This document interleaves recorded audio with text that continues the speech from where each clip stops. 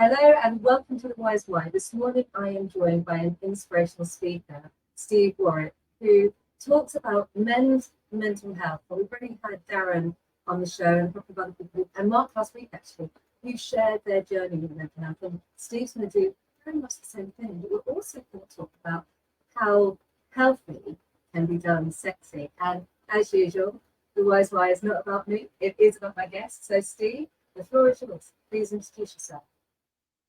I don't think I can better what you've just come up with there. So if I start at where we're at now with the Healthy Done Sexy, that's my Instagram page that's kind of born from my recovery from an eating disorder. And I guess that's what we're here to talk about today, and the journey of recovery rather than the sad stuff at the beginning.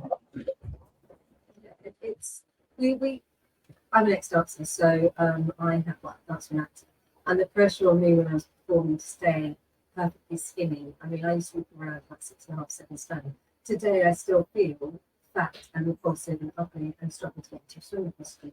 And we hear an awful lot about women struggling with our weight. The marketing at us is falling, but not much is ever shared about men who struggle. And firstly, thank you for being brave and joining me today, because I'm really pleased that we can share this issue. So, how long have you been in recovery?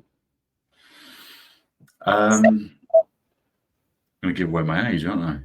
I do, so you don't be smart. So I would about 13 years from when I decided that enough was enough, and I don't know. I woke up one day and I just thought I need to do more, and that was the start of my journey. I mean, being diagnosed with borderline personality disorder when I was a teen, was about 15. One of the key characteristics of that is like an all or nothing mentality, and obviously that was affecting me negatively. But on that day that I woke up and a light bulb went off, I think I used that all or nothing on the positive. So I kind of just dived into what can I do? How can I make myself better? So 13 years later. Yeah, I'm dyslexic and dyspraxic. I didn't get my label until I was 37. But being labelled, and we don't talk about it very often, but suddenly at 15 years old, finding you've got this, was it 15? Mm-hmm. Yeah, when you get that label, that must have had some. I remember I went to bed when I found out I was dyslexic and dyspraxic, and pulled the duvet over my head and cried. I remember crying an awful lot because I didn't know how to deal with it. I don't know if you went through something similar. I don't really know how I felt when I was 15, and kind of your brain's rife with emotion, and you've got other things going on in your life. The GCSEs are coming up, girls are interesting, and I think there was an element of relief because I knew that my behaviours and I knew that I thought that my feelings weren't normal. Obviously, teenage boys don't really talk to each other about their feelings, but I knew there was something not quite right. Self-harm and certain thoughts that I was having that weren't normal. So when I was told that, yes, there is something wrong with you, that was a relief. Being told that there's not an awful lot that can be done about what's wrong with me was difficult. And that's a really important point, isn't there? The borderline personality disorder, there's so many complexities within it. I don't know enough. I'm not a psychiatrist. I'm certainly not going to try and even try and unravel it. But there isn't. It's not a one-stop. Oh, here, take the antidepressant, and it will control your behaviour. No. I was put on Telegram. Me and everyone else. But I didn't feel any benefit of that. I was given, I think later on in my teens, maybe my early 20s, I was given 6 sessions CBT, but that seem to work with me. I'm not quite sure why. I was able to talk very openly about my thoughts, my feelings, the things I've done. So I think because I was okay with being really honest with that at that time, it's kind of like I'd already kind of come to terms with it, so it wasn't really bringing anything out. I suppose it was difficult, but it didn't. Yeah, it didn't work for me at that time. And now, you know, you're through. I mean, you're not through borderline personality disorder, but you are in recovery with. Was it anorexia or bulimia? Again, I was never labelled. I went I went to the doctor and he said, you know, what can I do? Oh, what's up? And I said, you know, I'm bulimic. And you know that took a lot for me to get into that room and say those words. And he, I don't know if it's a knee-jerk reaction or what, but he said, "I'll be the judge of that." Wow. Yeah. So I closed back down, and I never went to the doctors with it ever again. So I've never actually been diagnosed, but from my learning and my own observations of my behaviours, I was scared of food. I would prefer to avoid food. And the longer I could go without, the happier I was. And then eventually I would kind of cave and have a chicken breast or some broccoli. But it was whenever I had the feeling of fullness, you know, even that slight twinge in your stomach where you've had enough. If I felt that, it would have to come up. And you know, there was no talking to me at that stage. It was you're going to get rid of this. And you wouldn't realise they always go, and I saw many of my, you know, the people I was training with being told snap out of it, you can eat food, it's a choice. But the mind is a powerful control. Yeah, I mean, look, we are one of the things that I kind of preach now, I suppose, is that you are in control of your mind. That is the ultimate, and that is where I think where we got to.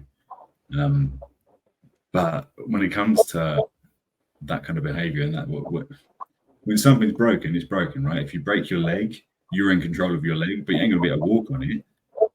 It's the same with the mind. It was broken, so in theory, I should be able to control it, but the break was stronger than my conscious thoughts.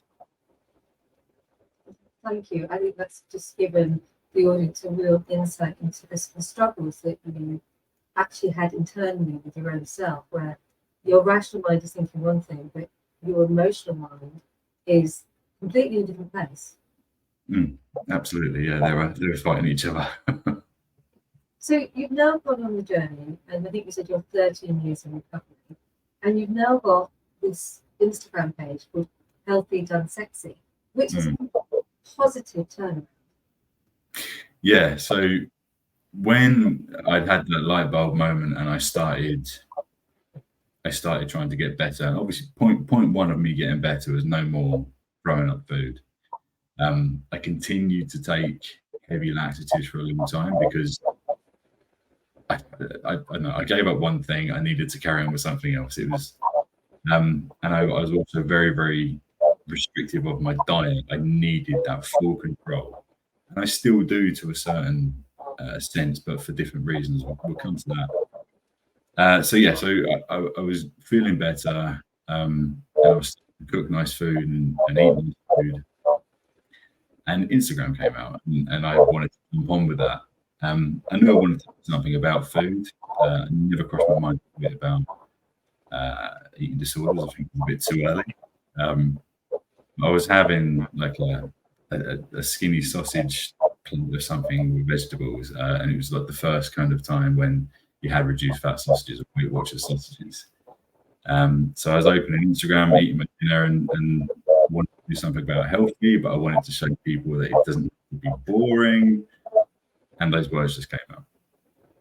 And I love it because Healthy Done Sexy. It's such a simple way of doing it, because actually what we get a lot of shame. We get a lot, particularly when it's got better. And I was talking about this with Samantha Harmon on the show. It's got better. the world has got better. The way they market to us is it's not that so much about shame or you want to hide your body fat. Actually, it's almost like now embracing our lumps and our bumps because that's who we are.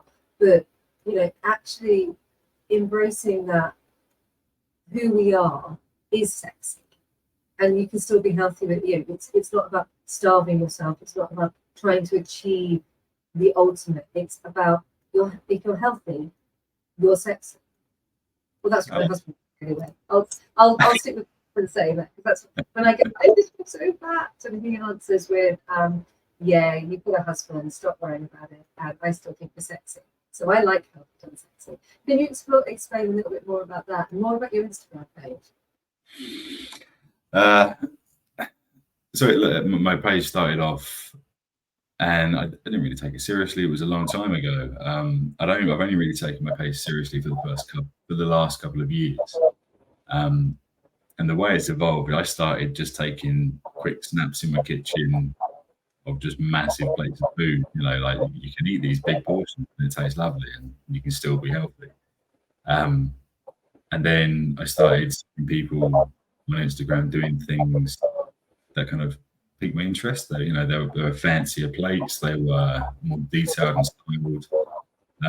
So I thought I'd try it, and then it evolved, and now I've kind of, maybe at the beginning of the year I came across Massimo Bottura with his slapping sauces all over the plate and whatnot, and I had to try that, and that's become my kind of favorite style. And people can have a look and see. I start off every reel with a dirty great big splatter on a plate of the sauce or something.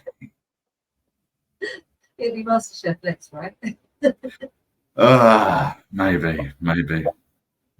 So I'm wondering who supported you through those dark times. So at the beginning, I didn't really tell people. It was not something that I was spoken about. I think I don't want to say the support wasn't there, because I think it could have been, but the monster in the brain was a very angry beast, and also in denial. So if someone tried to reach out, or if they dared question my behaviours, I'd lash out or go into myself. So I think there could have been support there. I think maybe that might have been easier, but it just wasn't the journey or the path I took. And I think that's also important to share. If you're in a really dark place, and I talk about that in there, but if you're in a really dark place, you don't necessarily see the help or the support that's in front of your nose.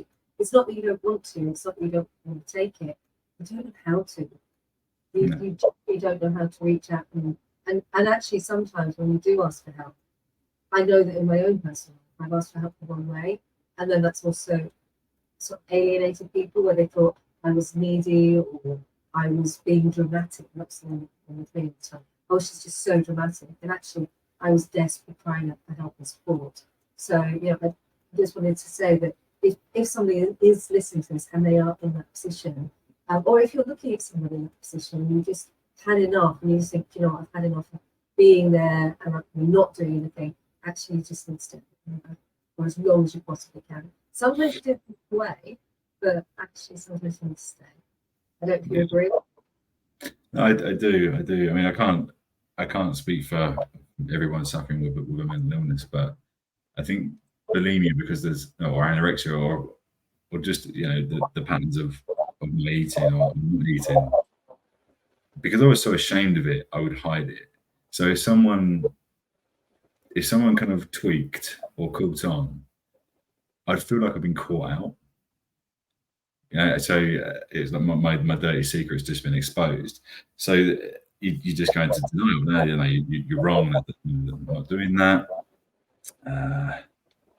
I think I do actually remember someone questioning the blisters in certain places on my fingers and on my knuckle. Obviously, if you're using the same hand and fingers to make yourself sick all the time, it rubs against your teeth at the back of your throat.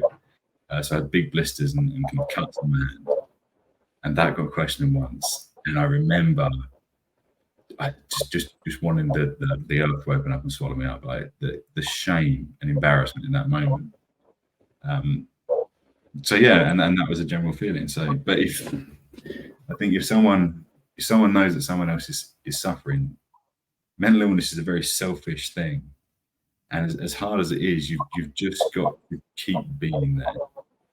Maybe at a distance sometimes, but as long as that person knows that they can come to you when they're ready, if they want, you kind of just have to. It's difficult, isn't it? You're struggling and you're refusing help, and people that love you can't help you. You won't let them. It's a vicious circle, isn't it? It's like you go round in circles. The loving family and the friends want to be there, but there is a point where sometimes they just, for their own mental health, you know, I know it's happened to me where I desperately wanted to be there for something, and actually it took a toll on my own mental health, and I had to walk away, and that broke me. You know, I had to go through a whole grieving cycle because I lost a very dear friend, because my own mental health had suffered and I wasn't functioning. And so it's a really difficult situation for anybody who's dealing either with their mental health issue or supporting someone. And that's where you need your network. You know, you need your network, you need your family. And I remember when I was looking at the situation and I had to work out where I had to prioritize, which sounds really, really selfish, but as you said, mental health is a selfish thing. And I had to look at my priorities and where I needed to put my focus, where I was, who I was failing. That sounds really, really tough. But by what I was doing, who was I failing, and was I being good to myself? And it took me a long time to get that mindset correct. And it sounds like you've gone through something very similar. Yeah. And I completely understand what you're saying as well. Like I say now to everyone that the most important person in any situation like that is yourself. The most important person at the scene of an accident is the paramedics, because they're the ones that are going to fix things. So you always need to look out for you, because if you're not, then you're no good to anyone else, especially yourself. Yeah. I think you spent some time in hospital as well, didn't you? Yeah, that was yeah. So that was no. It's fine. That was 3 days of observation. And at the time, it was exactly what I wanted. I didn't want to leave. So you go into this kind of segregated area of the hospital. You're amongst other people that are struggling, some that are really struggling, and some that you can sit down and have just a relatively normal conversation with. But you're segregated from the world, and you're around professionals, and you're secure and you're safe. And they did their obs. They confirmed the diagnosis of borderline personality disorder. They said I had an eating disorder. And then it was time I had to leave. And I begged them, and I really begged them to section me, to keep me in for a few months. Because all the Siri's talking to me, all the experiences that I'd had in the outside world were negative. And I was on my own, and I was scared and lonely. All of a sudden, I was somewhere different where I could. I think because I was allowed to be a little bit nuts in there. So, but they don't have the resources, and they don't have the facility. But and that's such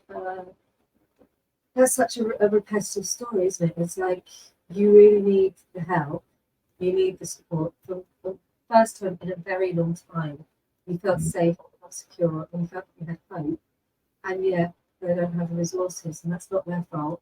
I think that's just, we won't go into a political rant, but I do think that's a state that sums up where we are, unfortunately, with the national health and the way that it's run. And it's never went on a political rant. I'll be good, but I do think there should be more done. I mean, yes, there's mental health charities, but we shouldn't be relying on people to raise money to support another human being. Yeah. As a, not to rant. Did you see me sit on my There's lots of subsidiaries to that, isn't there? Like mental health is affecting massive portion of the population. So how big would that facility need to be? How strong would that network need to be? It's yeah. So I remember in my childhood, and this is kind of, it's not spoken of. I remember in my childhood, when I was at my local dancing school, we used to go to shows around the local, the mental health hospitals. That's what they were called. It's not appropriate now, but that is what they were called. And there was a slang word as well we used to call them. But yeah, I know, I'm not even going to go, it's so inappropriate. But so, 1970s and 1980s. But when we were there, it was surprising. It wasn't just old people in there. It was proportionally representative. It was young, young adults all the way through. And we used to do shows, and I think we did one probably every Saturday and Sunday around the entire area that I grew up in. And we were at a different hospital all the way through.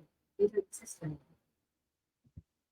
And I said, I'm going to try not to go on the hospital and focus back on TV. So, along the way, who's your support network now? Well, anyone now. I mean, I'm very, very open about everything now. So if someone wants to listen, I'll talk. But I'm really happy in saying that I'm in such a strong position now that I think it's my time to help other people. Because it's a weird thing to say, but I'm very experienced in this. But where I'm at now is I'm now going to the gym and I'm now eating enough to actually deliberately put on weight. I want to get bigger. That's taken my mind a good few months to kind of get around. But that's where I'm at now. I'm not scared of food. I actually want to eat lots of it to get bigger. And yeah, so I want to do things like this to share my story, to kind of, I don't know, be someone that people can maybe resonate with or come to if they want to talk. I want to start helping people the way that perhaps I should have let myself get helped. But I think that's really brave, and that's why we're talking this one. It's really brave. It's powerful. But I think it's important that we do talk about it. It's no longer in a culture of sweet things on the top, and we don't have that support network that we had in my childhood. People like you coming forward, talking about your struggles, and talking about how you have successfully turned your life around. And this is the thing: you were there, you got hospitalised, you diagnosed, you had an eating disorder, and now you've turned your life around, and you are using food to empower and help others. And I think it's incredible. I really do. Yeah, it's weird hearing it kind of said like that, because for me it's just what I did. I've never kind of looked back and thought of it in any kind of way other than I did what I had to do to get better. It was so hearing someone like you say it in that way is a different perspective, I suppose. Yeah. So this is a question I don't normally ask, and it's been asked to me a few times. So it's okay if you don't want to, but it's kind of a standard interview question, which is why I've asked it. But if you could go back and give advice to yourself, what would it be? Oh yeah. Yeah, I don't know, because I know my mind back then. I know that I wouldn't listen. So for me to think of a single kind of sentence or a conversation to have with that younger me, it would have to be something really impressive that maybe my brain's not good enough to magic up at the moment. I was in such denial, and I was so kind of resistant to help that I don't know what anyone could have said, even myself. And I think that's really kind of what I was trying to get to, because ultimately your body and your brain's in trauma, and if you've got a trauma response, it doesn't matter what anyone says to you, you're not going to get through. And I guess that's what I was trying to get to, because I found myself being, sort of 15, going through puberty, having a trauma response, and it was what I said, obviously. And I think that's what we were trying to explain about. Sometimes you just have to be there. So yeah, I think it was a perfect answer actually. So this is where the tables get to turn, and you get to ask me a question. Now, I've got no idea what it's going to be. So yeah, feel free. Try and trip me up. Most people do. Playing that's like that. So feel free. The floor is yours. I get to ask you questions now, don't I? Okay, doing what you're doing now, where did this start? What was the inspiration, and what were you doing before that you stopped? So actually, it's really interesting. I do set this particular platform up because I wanted to help people. I've had a very wonky life in a very wonky career, and I realised that my wonky life and career, thank you, Catherine, Laura, for that, may help people. So I constantly get asked, when do you book them? And I'm like, well, when the people that I want to talk about right it, so I don't have to upset them, because it's part of my life I don't share, because I don't want to upset people. But ultimately, my life experience has been up and down. I have been right up to the highs, and I've been so far down that I could barely get down and walk. So, two extremes. So I wanted to share without exposing my life, especially exposing for people who it's no fault of their own, how I found myself in a position. So that was what this started off as, was to help and support people. And where did I come from? What would change? Good question.